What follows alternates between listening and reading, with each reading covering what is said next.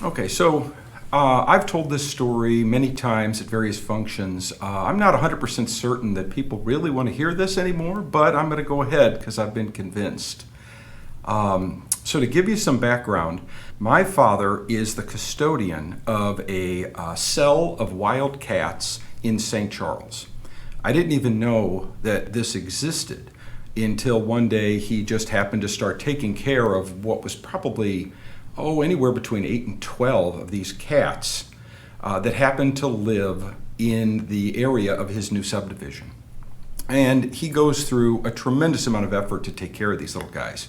He feeds them, he gets them to the vet when they're sick, he gets them spay and neutered when the little kittens come along. It's really intense.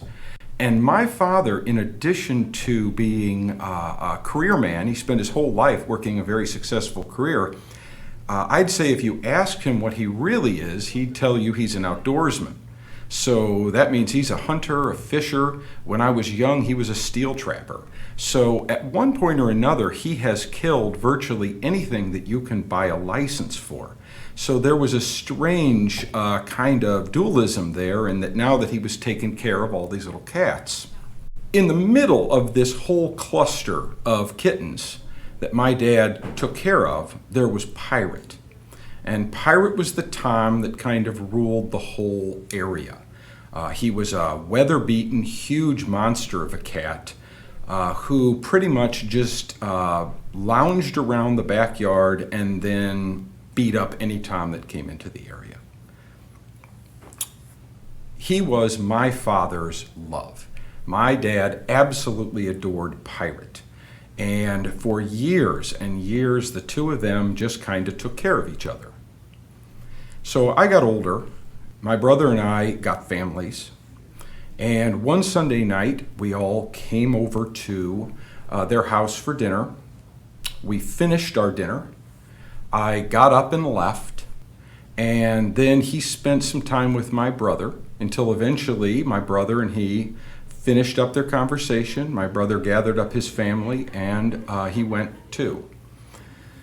2-3 minutes later, my brother came running back into the house and told my dad, Dad, Pirate's been hit by a car. He's laying off on the service road. He's still alive, but he's really badly hurt. So my dad leapt up, grabbed his keys, ran to his truck, and drove to find Pirate. Now, I want to point out at this point, I can't be 100% certain this is really true, but I like to believe that my father did that immediately. It's possible that my dad went and got his sidearm. Maybe. But I kind of like to think that my dad actually had just finished dinner, surrounded by his grandchildren, armed, kind of flouting his constitutional right to carry before anyone who happened by. Anyway, my dad rushed to the service road as quickly as he could, and he found Pirate there on the gravel on the side of the road, about a stone's throw from a Shell gas station, which was the only building within about a quarter mile. He moved over to Pirate, took a look at him, and immediately knew that this was bad. The back half of Pirate had been turned around completely by the car that had struck him. So my father scooped Pirate up, carried him over to the Shell station median, set him down, took one last look, and then without thought, pulled out his pistol, chambered it, and put 2 rounds into Pirate.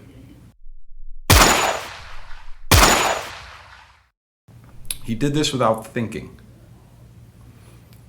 Now the problem was, he had just emptied a firearm in front of a Shell gas station. The Shell gas station had customers who were pumping gas. And those customers had children sitting in their car seats watching this entire event. My mother, who was there with him at the time, said the last thing she heard before the shots rang out was, "Is he going to shoot the cat, Mommy?" So this went completely unnoticed by my father. My father collected up Pirate, put him in the back of the truck, and drove away as a dozen customers ran screaming into the Shell station demanding that they call the authorities. One other thing, gas stations have cameras monitoring the area, so they were pretty quick to turn over the footage as soon as the police arrived. My father was out front digging a grave for Pirate when the police arrived. Now, I'd like to say that this is the first time the police had ever arrived because of my father's antics, but that's not really the case. But in this regard, my father has led somewhat of a charmed life. Confronted with the dead cat, the grave, and my father's obvious emotional distress, the policemen followed their normal protocol with my father, chewed him out, and then left. Now, the evening was over, the grim work was done. My father is now placing Pirate in the grave, when suddenly, in the light of his automotive lamp, he looks down at that cat and he yells out to my mother, "Karen, this isn't Pirate.